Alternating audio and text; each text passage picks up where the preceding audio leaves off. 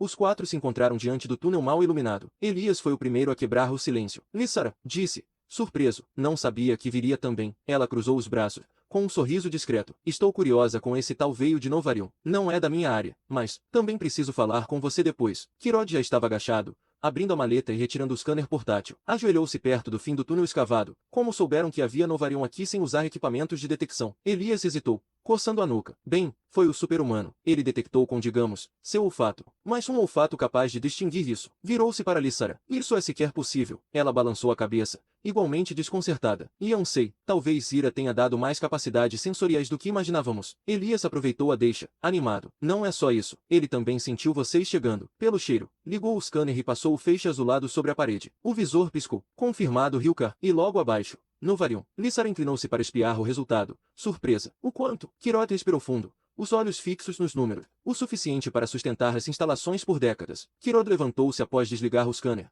a expressão satisfeita. Esse veio muito a calhar. Antes que ele pudesse continuar, Lissara soltou uma risadinha. Não sabia que você era bom em trocadilhos. Kirod, ele franziu o senho. Sério como sempre, sem brincadeiras. As grandes reservas de Novarium da ilha estão em profundidade e temperatura extrema, próximas a uma câmara de magma. Só com a nave sonda poderíamos minerar lá em segurança. Mas se esse pequeno veio tocou a parede rochosa com a ponta dos dedos pode ser explorado com menos aparato. Se adaptarmos algumas ferramentas, teremos material suficiente para suprir todas as instalações e acelerar o conserto da nave sonda. Lissara assentiu, satisfeita. Ótimo, o grupo começou a se retirar pelo túnel. Elias, caminhando ao lado dela, lembrou-se da fala anterior. Você disse que queria me mostrar algo. Lissara lançou-lhe um olhar breve, quase conspirador. Sim, vamos até sua cabana. Antes de se separarem, Kirot voltou-se para o super-humano. Venha comigo. Von está quase finalizando os reparos da nave, e vai precisar de braços para mover as peças mais pesadas. Depois disso, irei até Zira com os dados do scanner. Sem questionar, o super-humano seguiu, desaparecendo pelo túnel iluminado. Elias e Lissara,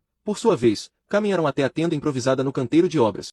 O rapaz, Túlio, ele é diferente, não apenas pela maneira como fala. As roupas são bem feitas, modernas, os adornos, bem acabado. Isso indica que veio de longe, talvez até de uma família abastada. Ela se inclinou para Elias, a voz mais baixa, e, se for verdade, pode ser ainda pior. Uma família com recursos poderia reunir um grupo forte para procurá-lo. Elias cruzou os braços. Pode ser. Justamente por isso devemos nos preparar. Lissara puxou uma pequena caixa de madeira debaixo da mesa de trabalho. Peguei estes objetos no bolso dele. Se você souber o que significam, podem nos dar alguma vantagem. Veja, parece uma insígnia. Talvez um brasão de família. Elias pegou o objeto, estudando-o à luz fraca da lamparina. Não é brasão. Trata-se de um símbolo religioso. Representa um deus do mar, muito comum entre os pescadores. Lissara arqueou a sobrancelha, intrigada. Mais uma lenda. Pode ser útil. Não confunda. Religião e mito são coisas diferentes. A religião molda a conduta e a fé de um povo. Interessante. Se os nativos ainda preservam essa crença, talvez possamos usá-la para manter a ilha isolada. Elias percebeu o rumo dos pensamentos dela, mas nada disse. Apenas deixou escapar um suspiro leve,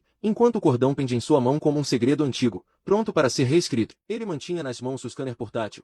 Confirmação feita. Há um veio de Ryukar e Novarium a poucos centímetros da superfície do túnel. Pequeno, mas suficiente para abastecer as instalações por décadas. Zira ergueu o olhar de relance. Passe-me os dados. Preciso enviá-los a Zector no próximo relatório. Kirob entregou o scanner. Quando Zira absorveu a leitura e fechou o visor com um gesto. Quero que prepare um plano detalhado. Em 1 dia e meio teremos lua cheia. O lobisomem será solto. Quanto à nave, restam apenas ajustes finos. Von poderá concluir sozinho. Porém, a relocação de peças pesadas ainda demanda o super-humano. Ele permanecerá no setor de engenharia até o fim. Zira acenou, já retornando a seus cálculos. Faça como achar melhor. Kirod deu meia volta. Passarei pela sala de vigilância antes. Quero verificar a movimentação na aldeia. Se houver qualquer mudança entre os nativos, saberemos antes que se torne um problema. A porta deslizou atrás dele, e o eco metálico de seus passos ressoou pelo corredor. Foi nesse momento que Lissara e Elias entraram. Lissara manteve o olhar firme em Zira, mas Elias percebeu o brilho calculista nos olhos da comandante, o mesmo brilho que agora o fazia se perguntar até onde iam seus planos. Lissara retirou da pequena caixa o cordão com a insígnia e o colocou sobre a mesa de Zira. Lembra desse objeto que encontrei no bolso de Túlio? Elias acredita que seja um símbolo religioso. Fechou os cálculos com um gesto rápido e olhou para Elias. Faça um relatório detalhado. Quero tudo por escrito e me repasse mais tarde. Elias assentiu em silêncio. Zira então virou-se para Lissara. E você?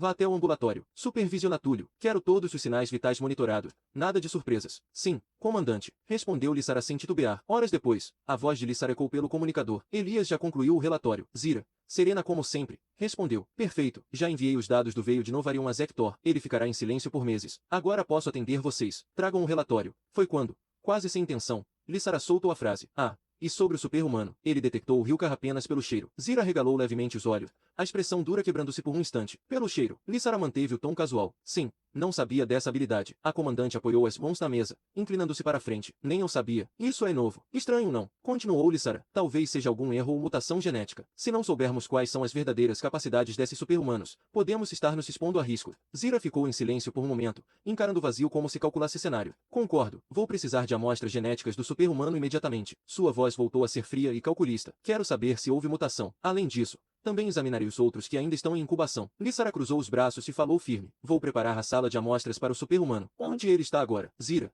sem desviar os olhos dos hologramas flutuando à sua frente, respondeu com naturalidade. Está com Vorn, ajudando no conserto da nave. Disse Zira, já pegando o comunicador. Sua voz ficou clara pelo canal Vorn. Preciso do super-humano no ambulatório imediatamente. É rápido. Depois ele pode voltar. Do outro lado, o engenheiro respondeu com um leve chiado da transmissão. Entendido. Vou avisá-lo agora. Zira terminou a chamada e virou-se para Lissara e Elias, e pediu para eles preparem um ambulatório.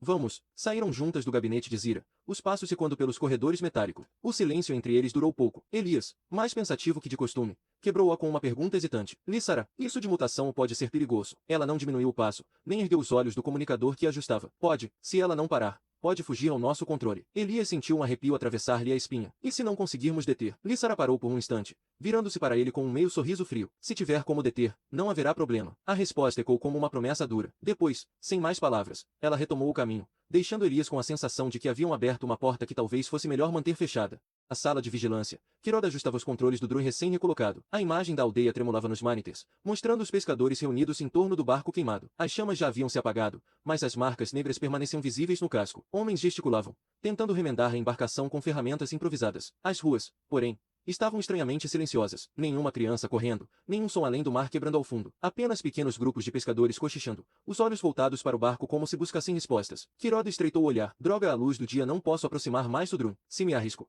eles perceberão. Por alguns segundos, apenas o zumbido dos sistemas da sala quebrou o silêncio. Então ele mudou a estratégia, começou a mapear a região ao redor da aldeia. Traçava rotas, avaliava clareiras e corredores naturais onde uma criatura poderia se mover sem ser detectada. Procurava pontos estratégicos para soltar o lobisomem e caminhos previsíveis que levassem o pânico até o coração da vila. Enquanto Kirot tece a sua rede de possibilidades, Zira caminhava em outra direção. Atravessou corredores metálicos até chegar ao laboratório de incubação. As câmaras translúcidas pulsavam em tons azulados, revelando silhuetas imóveis dos super-humanos ainda em desenvolvimento. Ela observou com atenção cada um. Movimentos sutis sob o líquido, batimentos monitorados, sinais vitais constantes, mas sua expressão se manteve fria. Pegou os instrumentos e coletou amostras genéticas frescas de cada cápsula. Precisava saber se o caso recente o super-humano que desenvolvera sentidos ampliados estava se repetindo. Qualquer mutação poderia alterar seus planos. No canteiro de obras, Van terminava de ajustar uma das peças da nave de transporte quando chamou o super-humano. Vai até o ambulatório. Lissara te espera. Não vai demorar. Obediente, o jovem deixou as ferramentas e partiu. Minutos depois, surgiu no corredor estreito que levava ao ambulatório. Lissara já o aguardava na porta, postura firme, com Elias ao lado. Ela o recebeu com um olhar avaliador, como se medisse mais do que sua força física. Elias, por sua vez, parecia inquieto, dividido entre a curiosidade científica e o peso de uma desconfiança crescente. No ambulatório, Lissara não perdeu tempo com rodeio. Bem, super-humano, estamos preocupados com suas novas habilidades. Perguntei a Zira e realmente não eram previstas. Ele ficou tenso imediatamente, os olhos fugindo do contato enquanto esfregava as mãos nas próprias coxas. Ei, calma, disse num sussurro firme. Só vou tirar algumas amostras. Nada doloroso. Quero ver se há alguma mudança que não estava prevista. Com delicadeza, ela coletou saliva, depois sangue, sempre atenta a não prolongar o desconforto. Ele acompanhava cada movimento como se temesse uma segunda intenção, mas cede a porque confiava nela. Enquanto anotava os resultados preliminares, Lissara perguntou: você sente algo além do normal? Algum incômodo? Elias, que observava de braços cruzados, respondeu antes que ele articulasse. Não, a força dele continua a mesma. Talvez até mais forte. A disposição também. Só que os cheiros e barulho, às vezes se atrapalham. Mas ele já está se acostumando. O super-humano assentiu em silêncio. Lissara conferiu seus batimentos, a pressão, a respiração. Tudo em ordem. Depois pousou a mão no ombro dele, num gesto mais humano do que clínico. Está ótimo. Seus sinais estão estáveis. Não precisa se preocupar. Se houver alguma mutação genética, vamos conseguir interromper ou pausar antes que cause qualquer problema. Ele ergueu o olhar, mais calmo, e se permitiu soltar o ar num suspiro. Está tudo bem, reforçou Lissara com um sorriso discreto. Você pode voltar. Quando ele se levantou, ainda parecia carregar a tensão no ombros, mas havia confiança no jeito como olhou para ela antes de sair. Elias, quieto no canto da sala, não deixou de notar esse olhar, e tampouco o toque demorado que Lissara dera no ombro do super-humano. Algo dentro dele ardeu,